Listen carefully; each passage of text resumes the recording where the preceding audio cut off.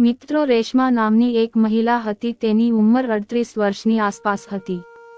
રેશમા પાસે એક ઘર હતું જે તે ભાડે આપતી હતી.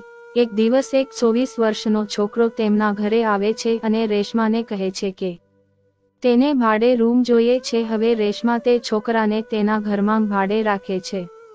હવે જ્યારે 2 દિવસ પસાર થાય છે, રેશમા વિચારે છે કે આ છોકરા પાસેથી એડવાન્સ ભાડું લઈએ. જ્યારે રેશમા તે છોકરાના રૂમની નજીક જાય છે ત્યારે તેનો દરવાજો બંધ હતો. હવે રેશમા વિચારે છે કે તેને બારીમાંથી કહી દઉં. પછી રેશમા જ્યારે તે છોકરાને બારીમાંથી જુએ છે ત્યારે આ છોકરો તેના ફોનમાં ફિલ્મ જોઈ રહ્યો હતો અને કંઈક વિચિત્ર કામો પણ કરતો હતો.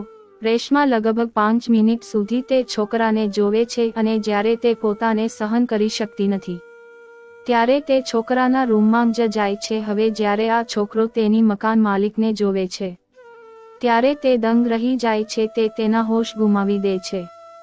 ત્યારે રેશમા તેને કહે છે કે આ તે વિડીયો છે જે તમે જોઈ રહ્યા હતા. મને પણ એવો વિડીયો જોવો બહુ ગમે છે.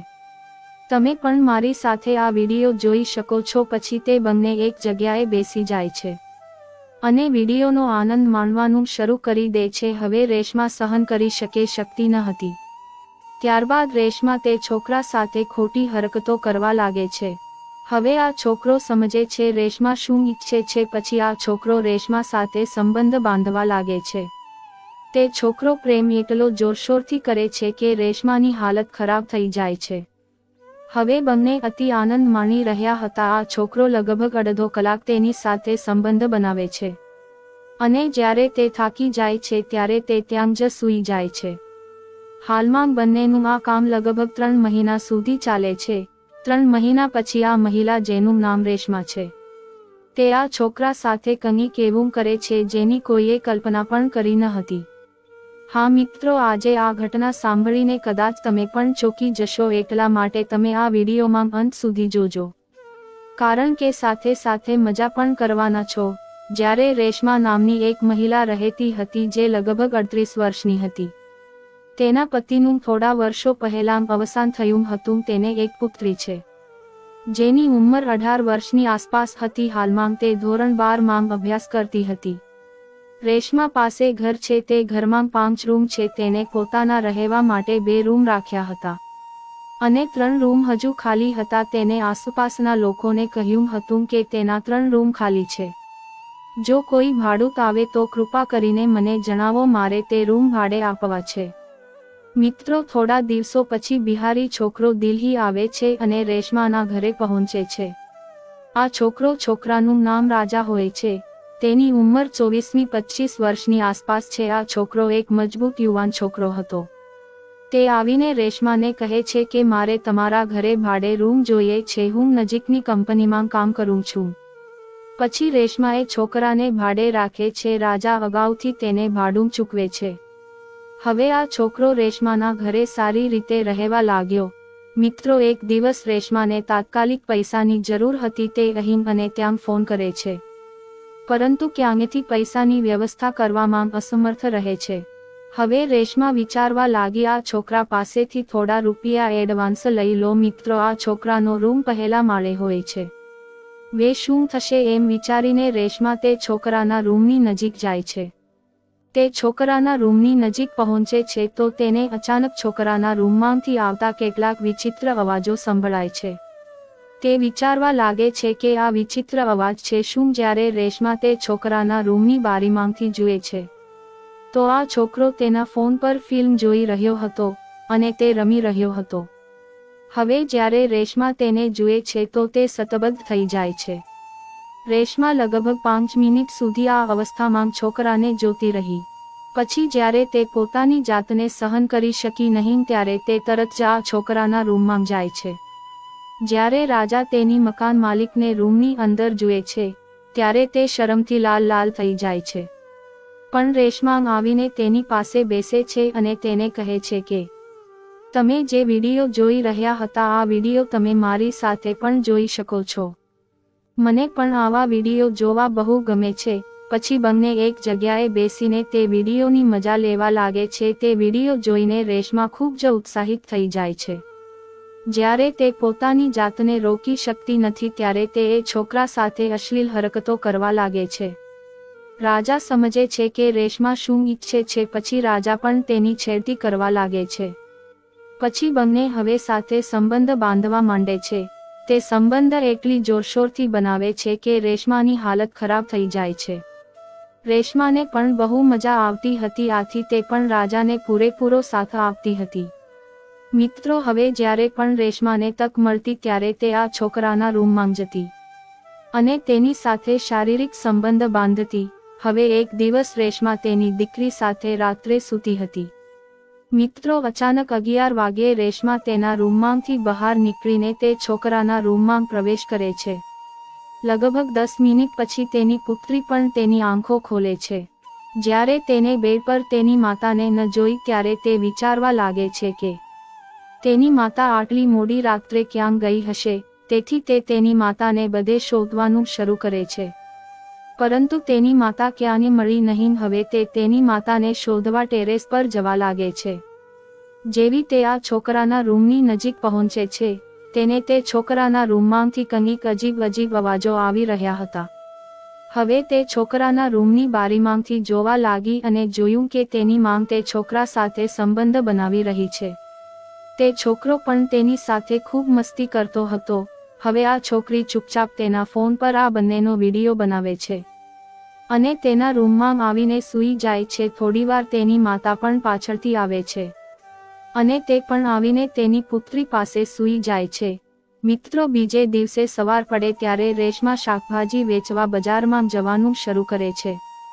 ત્યારે તેની દીકરીને કહે છે કે દીકરા, તું પણ મારી સાથે આવ. પણ તેની દીકરી કહે છે કે મારી તબિયત થોડી ખરાબ છે, હું આજે તમારી સાથે નહીં આવી શકું. હવે રેશમા તેના શાકભાજી ઉપાડે છે અને શાકભાજી વેચવા બજારમાં જાય છે. રવિવાર હતો, તેથી તે છોકરો પણ તેના રૂમમાં હતો અને તેના ફોન પર કેટલીક મૂવી વગેરે જોઈ રહ્યો હતો. મિત્રો, સવારના 11 વાગ્યા ત્યારે રેશમાની દીકરી તરત જ તે છોકરાના રૂમમાં પ્રવેશે છે અને તેની પાસે જઈને બેસે છે. છોકરો તેને કહે છે, શું વાત છે? તને કંઈ જોઈતું હોય તો મને જણાવ. ત્યારે રેશમાની દીકરી તેને કહે છે કે મારે તને એક વાત પૂછવી છે. છોકરો કહે છે, હા પૂછો. રેશમાની દીકરી તેને પૂછે છે કે કાલે રાત્રે તમે મારી માં સાથે શું કરતા હતા? હવે જ્યારે તે છોકરો આ સાંભળે છે ત્યારે તે તો સતબદ્ધ થઈ જાય છે. તે તેના હોશ ગુમાવે છે. ત્યારે રેશમાની દીકરી તેના ફોન પર બંનેનો વિડીયો બતાવે છે અને કહે છે કે જ્યારે તમે આ કામ કરતા હતા ત્યારે મેં તમારા બંનેનો વિડીયો બનાવ્યો હતો. હવે રાજા હાથ જોડીને તે છોકરીની સામે ઊભો રહે છે અને કહે છે કે મેં આ બધું મારી મરજીથી નથી કર્યું, તારી માતાની ઈચ્છા પણ હતી. હવે આ છોકરી છોકરાને કહે છે કે તું મારી માં સાથે જે કરી શકે છે તે મારી સાથે પણ કરી શકે છે. હવે જ્યારે છોકરો તેની પાસેથી આ સાંભળે છે ત્યારે તે ના પાડી શકતો તો નથી અને કહે છે કે તો ઠીક છે. પછી થોડા સમય પછી છોકરો આ છોકરી સાથે સંબંધ બાંધવા લાગે છે. છોકરીને પણ ઘણું સારું લાગતું હતું. તે પણ તેને ખૂબ જ સારી રીતે સપોર્ટ કરતી હતી. લગભગ 1 કલાક સુધી એકબીજા સાથે આ કરી પછી છોકરી તેના રૂમમાં આવે છે. મિત્રો, રેશમાની દીકરીને જ્યારે પણ તક મળી ત્યારે તે આ છોકરા સાથે તકનો લાભ ઉઠાવતી. હવે આ રીતે 15 દિવસ પસાર થાય છે. એક દિવસ રાત્રે 11 વાગ્યાની આસપાસ રેશમા તેની પુત્રી સાથે સૂતી હતી. અચાનક તેની પુત્રીની આંખ ખુલે છે અને તે તેના રૂમમાંથી બહાર નીકળી જાય છે. તે બહાર આવે છે અને આ છોકરાના રૂમમાં પ્રવેશ કરે છે. થોડીવાર પછી રેશમા પણ આંખો ખોલે છે. દીકરીને તેની નજીક ન મળતા તે પણ ચિંતિત થઈ જાય છે અને તેને અહીં ત્યાં શોધવા લાગે છે. પછી જેવી તે પહેલા છોકરાના રૂમની નજીક પહોંચી તો પહેલા છોકરાના રૂમમાંથી કંઈક વિચિત્ર અવાજ આવી રહ્યો હતો. હવે રેશમા જ્યારે બારી ખોલે છે અને જુએ છે ત્યારે તેની આંખો મોટી થઈ જાય છે, કારણ કે તેની પુત્રી આ છોકરા સાથે સંબંધ બનાવતી હતી અને તે બંને એકબીજાને ખૂબ સાથે સપોર્ટ કરતા હતા. હવે રેશમા ગુસ્સે થઈ ગઈ. તે આ છોકરાના રૂમનો દરવાજો ખખડાવવા લાગે છે.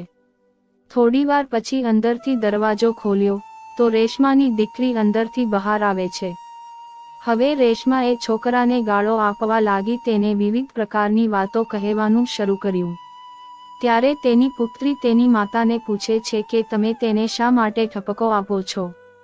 તમે પણ તેની સાથે ખોટું કામ તો કરો છો, મેં તમને કશું કહ્યું નથી. પછી તે વિડીયો તેની માતાને બતાવવાનું શરૂ કરે છે અને કહે છે, જોવો તમે આ છોકરા સાથે કરતા હતા ને. હવે જ્યારે રેશમાએ તે વિડીયો જોયો તો તે દંગ રહી ગઈ.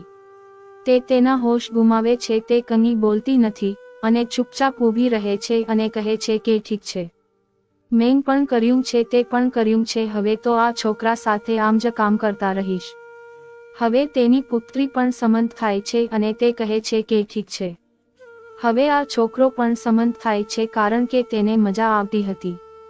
હવે ક્યારેક માંગ સાથે, ક્યારેક દીકરી સાથે, તો ક્યારેક માંગ સાથે. મિત્રો, જ્યારે 3 મહિના પસાર થાય છે ત્યારે આ છોકરો ખૂબ જ નબળો પડી જાય છે, સુકાઈને કાંટો બની જાય છે, તેની તબિયત બગડી જાય છે. હવે જ્યારે રેશમા એ છોકરાને આ સ્થિતિમાં જોવે છે ત્યારે તેને તાત્કાલિક હોસ્પિટલમાં દાખલ કરે છે. દાખલ થયા બાદ ડોક્ટર્સે તેનું ચેકઅપ કર્યું અને તેની સારવાર શરૂ કરી. પછી ડોક્ટર છોકરાને પૂછે છે, કેમ અચાનક 3 મહિનામાં તું સુકાઈને કાંટો બની ગયો?